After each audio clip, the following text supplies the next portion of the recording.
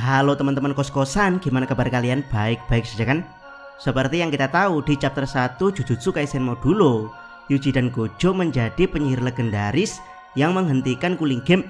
Dalam terjemahan manga plus sendiri, keduanya disebut extraordinary alias dua penyihir luar biasa. Meski kata extraordinary dan amazing itu sinonim, tapi extraordinary itu bukan hanya tentang kekaguman pada dua sosok tersebut, tapi karena dua orang tersebut sangat langka di dunia Jujutsu, makanya disebut ekstra. Jadi ya sesuai dengan pertanyaan teman kos, yaitu apakah sosok seperti Yuji akan kembali muncul di dunia Jujutsu Kaisen Modulo, atau apakah ada potensi keturunan Yuji akan muncul di Jujutsu Kaisen Modulo. Yuk langsung aja kita mulai pembahasannya dengan detail. Check it bro.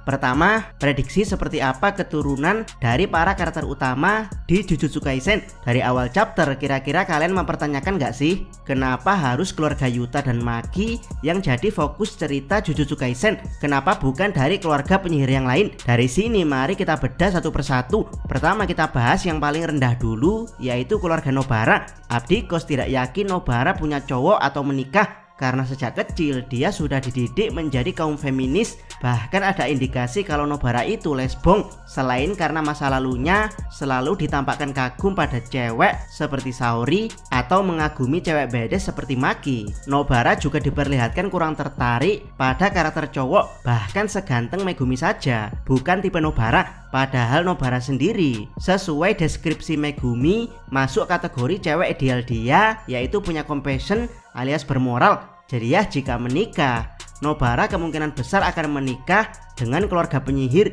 mengingat betapa ketatnya nenek Nobara sebagai seorang penyihir, dan anak mereka kemungkinan besar akan jadi penyihir, tapi bukan yang main karakter. Sosok yang Abdi kos bayangkan jadi suami Nobara adalah sosok seperti Inumaki Senpai, karena sama-sama dari keluarga penyihir yang bukan tiga klan besar. Karakter kedua adalah Megumi. Di akhir Megumi terlihat mulai menerima Hanakurusu, meskipun oleh Hana disalahartikan sebagai lamaran. Jadi ya bisa saja keduanya berakhir menikah jika memang Hanakurusu tidak merelakan dirinya dihapus bersama Angel. Megumi menikahi Hanakurusu akan seperti Hinata menikahi Naruto, yaitu menikahi dua makhluk sekaligus dalam satu tubuh. Agak aneh tapi ya seperti inilah kenyataannya jika Jin Itadori saja bisa menikahi mayat yang dikendalikan orang aneh. Masa Megumi cuman menikahi cewek yang koeksis dengan penyihir bersayap tidak bisa? Jika Megumi dan Hana menikah dan mempunyai anak, maka keturunan keduanya akan jadi penyihir yang sangat hebat, mengingat Angel sendiri adalah keturunan klan penyihir hebat dari masa lalu, yaitu klan Abe. Yap, jika kutukan Angel turun ke anak Megumi, kemungkinan anak Megumi dan Hana akan mempunyai sayap sejak dia masih bayi. Dan tentu saja keluarga MC utama kita, yaitu Itadori Yuji. Di epilog Jujutsu Kaisen jelas sekali kalau Yuji kembali dekat dengan Yuko Ozawa. Abdi kos yakin keduanya terus dekat hingga ke jenjang pernikahan. Apalagi kepribadian dan tingkah laku Yuko adalah idaman Yuji banget. Tidak peduli seperti apapun penampilannya.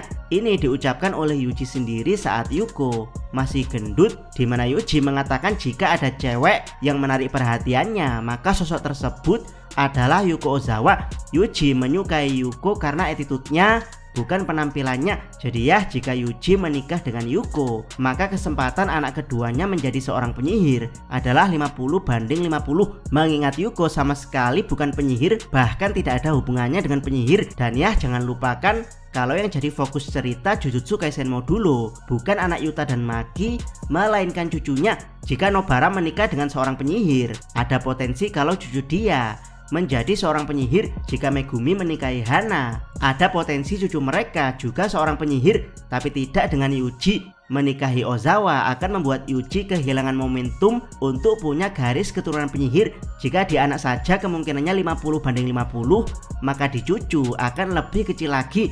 Jangan lupakan kalau keluarga Itadori bukanlah keluarga penyihir. Yuji menjadi penyihir karena ulah Kenjaku yang merasuki Kaori yang seorang penyihir. Jadi tanpa bantuan Mama Kenjaku, tidak ada harapan Yuji punya kekuatan sihir. Sejak awal saja Yuji sekolah di SMA biasa, bukan SMK Jujutsu. Jadi dengan berat hati Abdi kos mengatakan kalau melihat cucu Yuji di JJK Modulo persentasenya lebih rendah daripada melihat cucu Nobara atau cucu Megumi. Itulah kenapa pendekatan yang dipakai Gege Akutami adalah cucu Yuta dan Maki.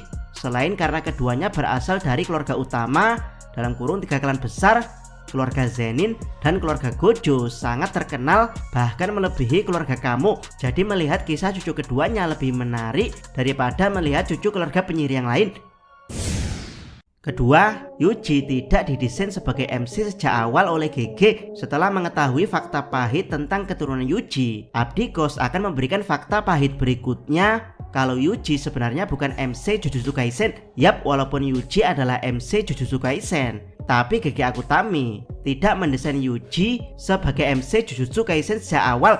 Yap, MC awal Jujutsu Kaisen adalah Megumi Fushiguro. Bahkan Gege sudah mendesain bentuk Megumi ketika memakan jari Sukuna. Tapi karena jalan ceritanya terlalu mainstream mirip Asta dan Naruto, maka Gege mengurungkan niatnya sehingga saat diserialisasikan, Gege mengambil keputusan Yuji lah yang memakan jari Sukuna, sehingga Jujutsu Kaisen jadi manga sold out 100 juta kopi seperti sekarang. Itu di serial Jujutsu Kaisen. Di serial prequelnya yaitu Tokyo Metropolitan Girls Technical School dalam kurung Jujutsu Kaisen Zero, MC-nya adalah Yuta. Yuta sebagai MC sendiri juga tidak sesuai dengan draft, karena pada draft awal JJK Zero, Yuta adalah main villain yang menggila bersama Rika, sehingga para penyihir Jujutsu harus bekerja sama untuk mengalahkannya. Jadi ya, sejak awal tidak ada niatan Gege Akutami menjadikan Yuji sebagai MC. Yuji jadi MC adalah pertaruhan iseng dari Gege Akutami. Jadi harusnya kita legowo jika di JJK Modulo Yuji tidak lagi dibahas hingga ke keturunan dia.